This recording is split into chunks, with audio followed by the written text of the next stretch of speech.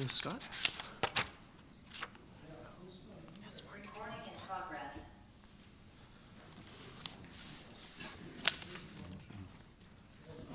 Right, good evening. I'd like to welcome you and call to order the April 11th Port Orchard City Council regular meeting. And I'd just like to remind us of our guiding principles, which are we raising the bar? Are we honoring the past but not living in the past?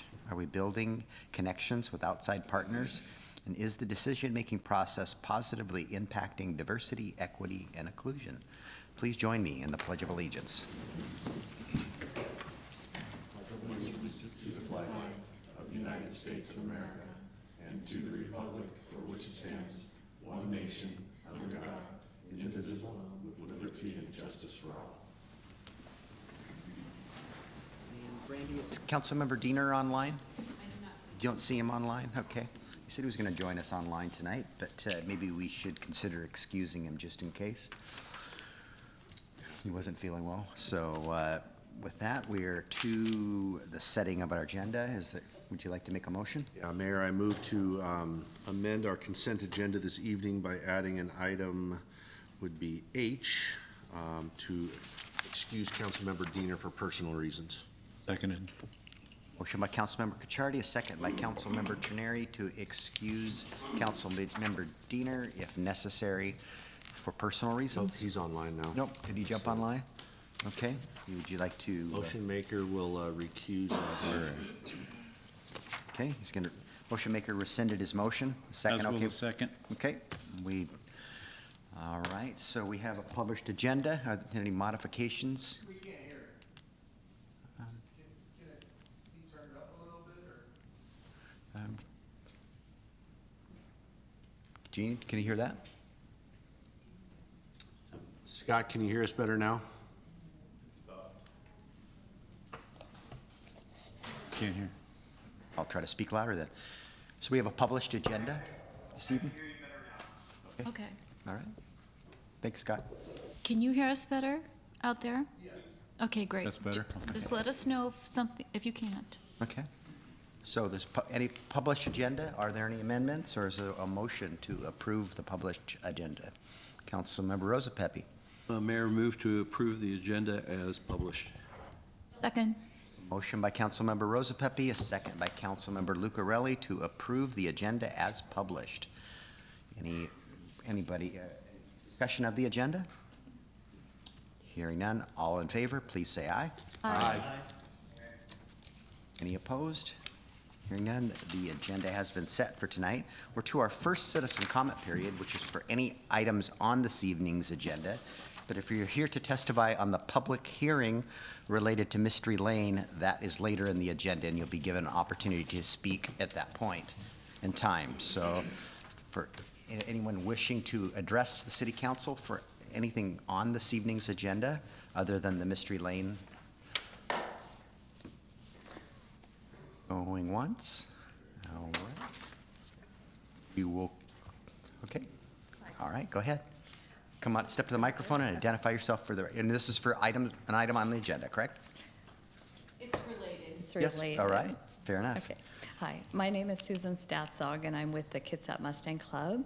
And I was here to talk to you briefly about a resolution that came to our attention recently that Mustangs on the Waterfront is not a part of.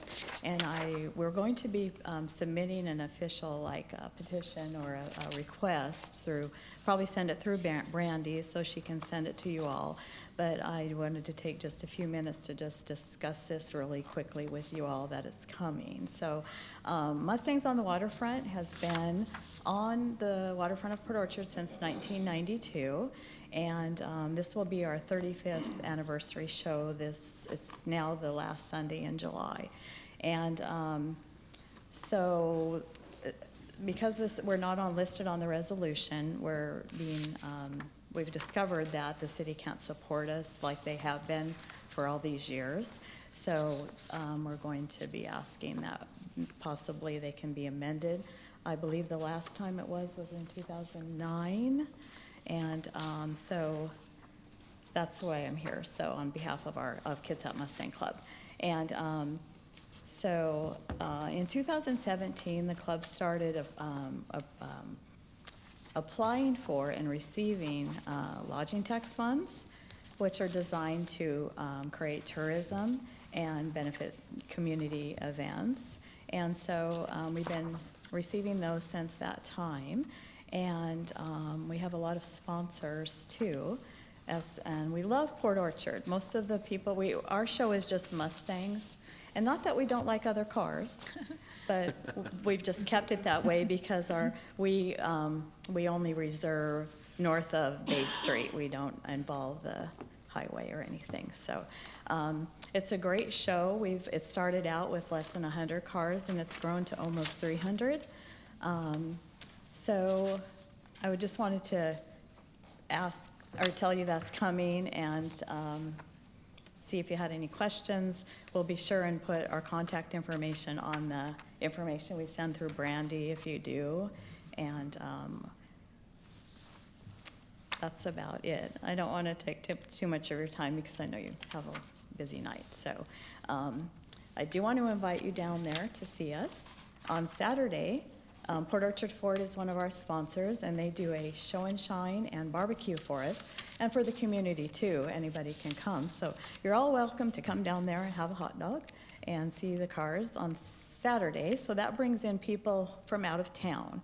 And so they spend the night at the local hotels, and for why we get lodging tax funds too, because we do bring people into the community to spend money and see our beautiful city. I love Port Orchard because I grew up here, so I have a special place in my heart too. But it is one of the most favorite locations of all our Mustang clubs in the state. They love Port Orchard, so we like it. We love it here. We love your waterfront. We love your city, and so that's about it. And now I'm just babbling, so I'm going to stop talking. That's what Toastmasters taught me. So anyway, thank you for your time. I appreciate you listening, and look forward to sending that to you all for consideration. Okay. Thank you. Thank you, Susan. What Susan's alluding to is that there are 5 events that are grandfathered that the city covers all traffic control costs for, and they're not on that list, so they're going to submit a petition to have a request for city council to consider adding them to the list. So that's what she was referring to. So others wishing to address the city council in the public comment period? All right, I'll close the first public comment period, and now we're to our consent agenda. Councilmember Cacciardi. Mayor, I move to approve the consent agenda as published. Seconded. Motion by Councilmember Cacciardi, a second by Councilmember Trenary to approve the consent agenda as presented. All in favor, please say aye. Aye. Anyone opposed? Oops. Slow down there. Okay, got Councilmember Dean. Anyone opposed?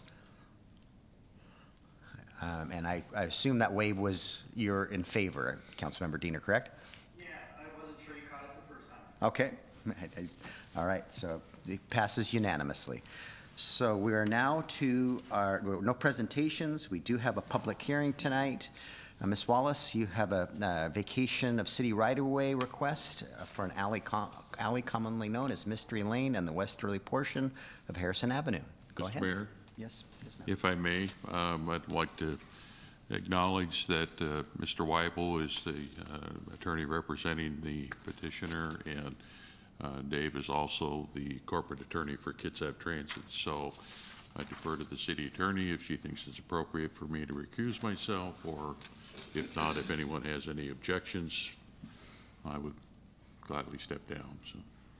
Pursuant to the rules that govern conflicts of interest, I do not see that there would be a specific conflict of interest related to the connection between you and the attorney for the petitioners. Okay. Anyone have any objections? No objection. None. Any objections from the public? From Mr. Clausen sitting on the dais on this matter? Okay. Thank you. Right. I hear no objections. So please proceed, Brandy. Good evening, Mayor, Council. So petitioners William C. and Virginia Anderson, owners of 812 Mystery Lane, Kitsap County tax parcel number 4060-008-022-0105, and Michaela Barden, owner of 1145 Sydney Avenue, Kitsap County Tax Parcel Number 352401-1-004-2000, submitted a petition to vacate city right-of-way. The right-of-ways are unopened portion of an alley commonly known as Mystery Lane of approximately 8,585 square feet and an unopened westerly portion of Harrison Avenue, which is approximately 3,787 square feet, for a total square foot requested to be vacated of 12,372. Included in the petition were adjoining neighbors whom together with the petitioners own more than 2/3 of the abutting property as required by RCW 35.79.010, as well as Port Orchard Municipal Code 12.08.010. On March 14, 2023, the City Council adopted Resolution Number 025-23, setting a public hearing on this petition to vacate the city's right-of-way for tonight.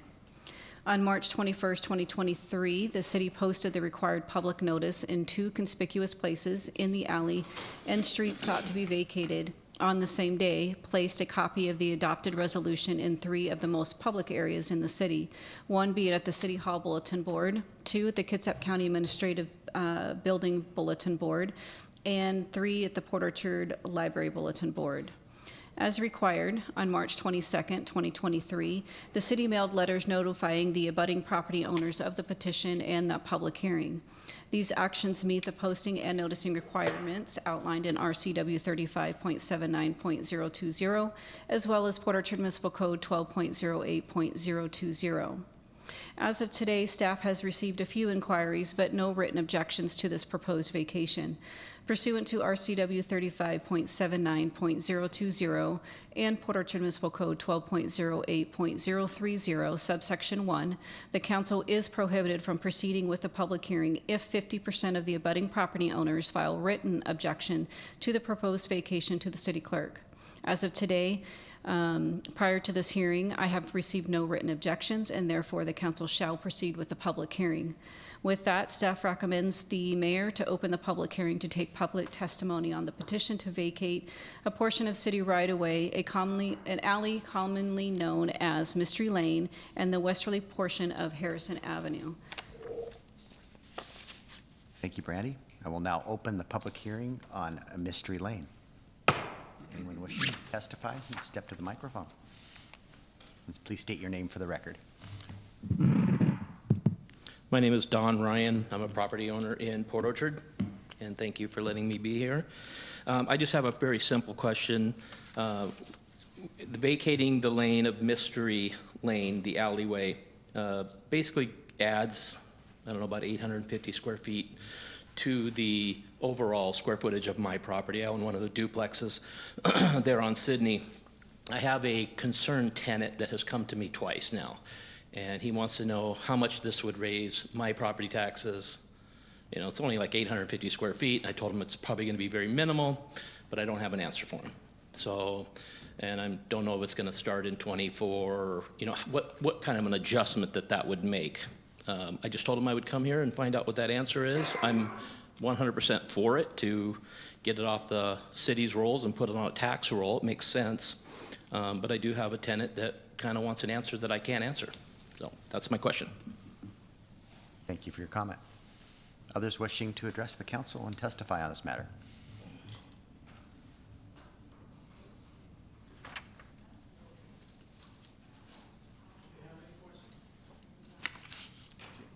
We're not here to answer questions. This is for testimony. It's not for questions? No. Mr. Mayor, the attorney for the petitioners, my suggestion to him was to wait to be the last to speak so that he could address in his comments any of the questions. So that's the conversation you're seeing occurring. All right. Go And ahead, if I Mr. can just Weibel. interject before you speak, we do have one of the adjacent property owners online. So I don't know if, Mayor, if you want to give him the opportunity or her the opportunity to. Those online, if you're wishing to testify on this matter, please use the raise your hand feature and the clerk will bring you in to provide testimony.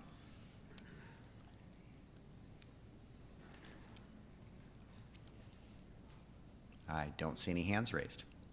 All right. Is anyone wishing to go ahead of Mr. Weibel? Dave, go ahead. Thanks. You can state your name for the record. I know who you are, but. Good evening, Mayor, Council members. My name is Dave Weibel. I represent William and Virginia Anderson, one of the petitioners in this matter. I think on the screens before you is a pretty good illustration of what we're talking about. The white line is Mystery Lane. That's the improved roadway serving the residents. It's kind of a misnomer to call the alleyway Mystery Lane because the alleyway is actually further to the west. It's the yellow areas that is the alleyway to the left, and to the right is a portion of Mitchell Avenue that we're requesting to be vacated. As you can kind of see by these photos, these areas requesting to be vacated are not being used, and they're not necessary for right-of-way. Right-of-way is already provided by virtue of the existing Mystery Lane improvements. The area that we're requesting to be vacated is actually has been burdened and encroached upon by the surrounding property owners. In some instances, a house, a garage, decks, and other, related improvements to these homes are built into this area. Present today is Mr. Fred Cagle, one of our surveyors, who's kind of the lead surveyor in this project, and I've asked him to appear today to kind of explain how he got here. My lawyer's understanding is basically this is an old problem.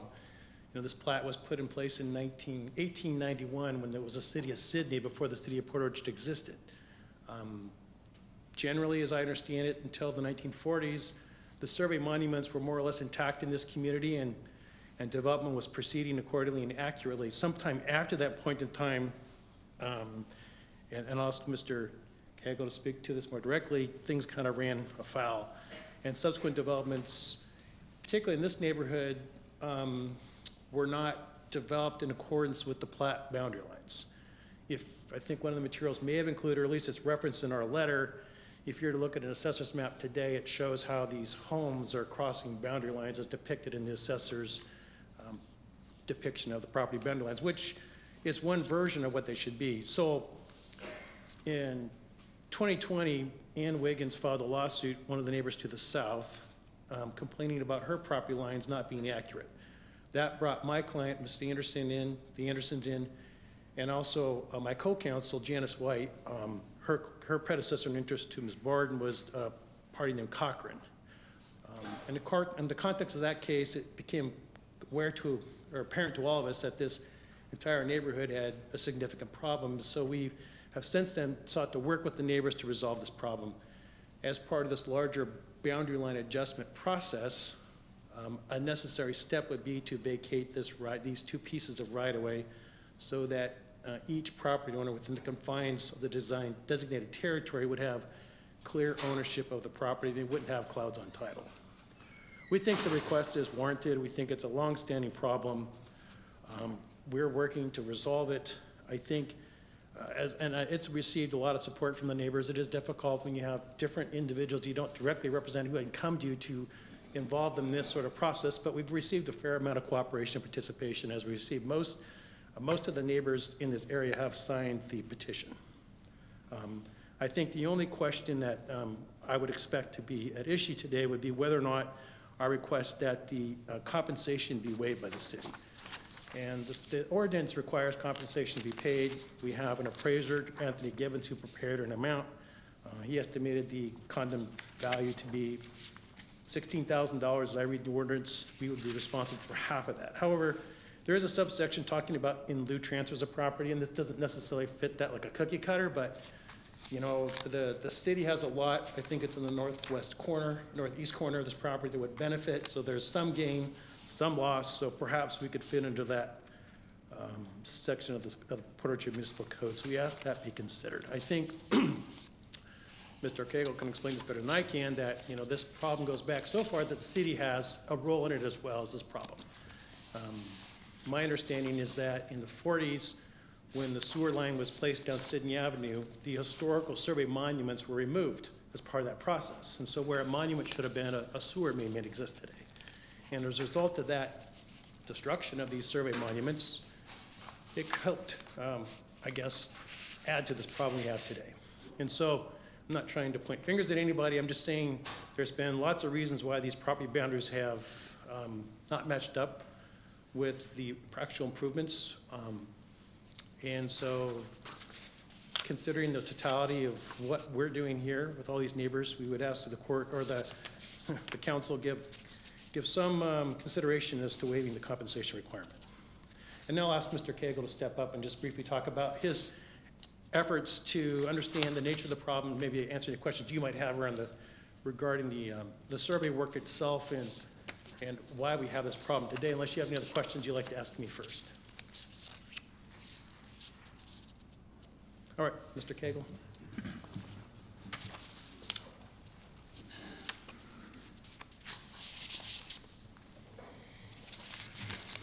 Yeah, hi, my name is Fred Cagle. I was the surveyor responsible for trying to figure this project out and laying it out for it. I now am employed by Norm Olson Associates. I closed Cagle Engineering here a couple of years ago, so that's where I'm working through now. That's why you're seeing on the sheets that the Olson emblem. I don't know where I should start to explain the whole situation, other than what the attorney said already, is that back in the 20s, 30s, and 40s, there were survey control monuments at each intersection of Kendall, Sprouth, and Melcher. There was also a survey corner of the monument for the plat of Sweeney's Addition inside of to be the southwest corner of the Block 8. Subsequent to that time, there was surveys done in the 40s that used those monuments to lay out a couple of the lots in the Block 8 where we're working. When the city of Port Orchard installed their sanitary sewer line, they went right straight down the middle of Sydney Avenue and wiped out every one of those monuments.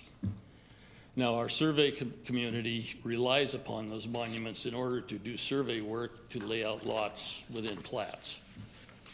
Those monuments are gone. It starts the possibility of having confusion because the guy has to recreate what was there originally.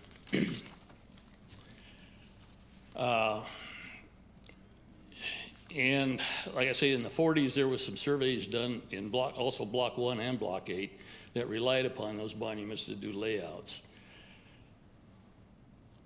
There was no more surveys that we could tell that were done until the early 2000s.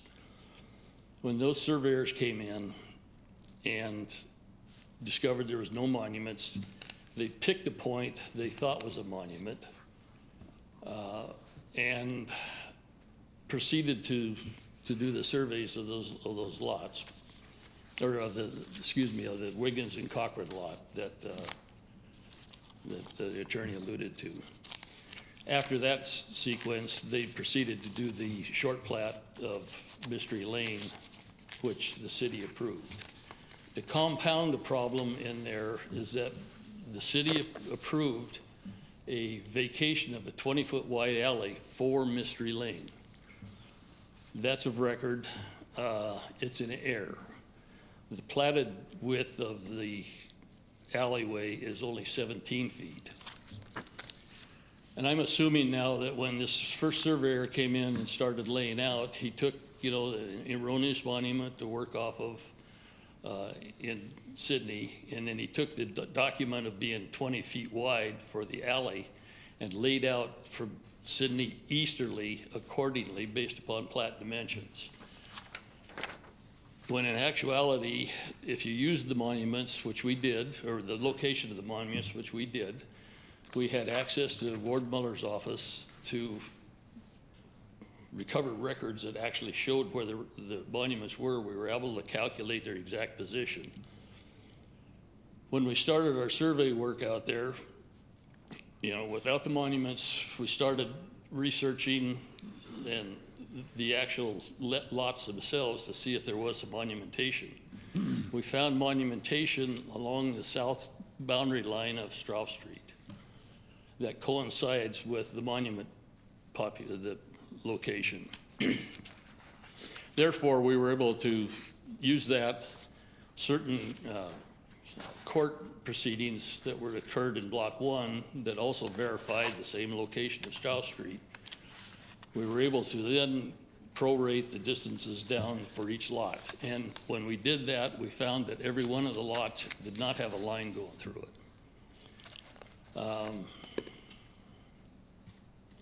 As far as, I have something to say, I guess, about the compensation that's of ordinance that's required when roads are vacated. If the council decides to require that compensation be made for those small square footages, it'd be my opinion that the city should also be responsible for sharing in those costs. The city owns property along Harris Avenue, and they also own the property between Harris and the alleyway at the north, up at Strauss Street.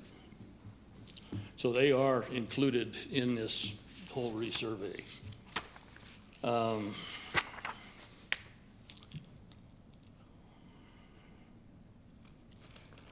You know, basically, the landowners that are there now are basically innocent bystanders. You know, they had no inclusion in all of this situation happening. It'd be an unfair situation for, you know, them to follow that. I have a call into the county assessor's office to determine if they add value to properties if there's a road vacation. I know in the past that has not occurred. So I seriously doubt that they still have that procedure that they go through, that they would actually add value to the properties. In this particular case, the areas are so small for each individual lot that I seriously doubt if there is any value, even though the appraised value in the appraiser's report is a valid way to try to figure out a value. I just don't think it applies in this situation.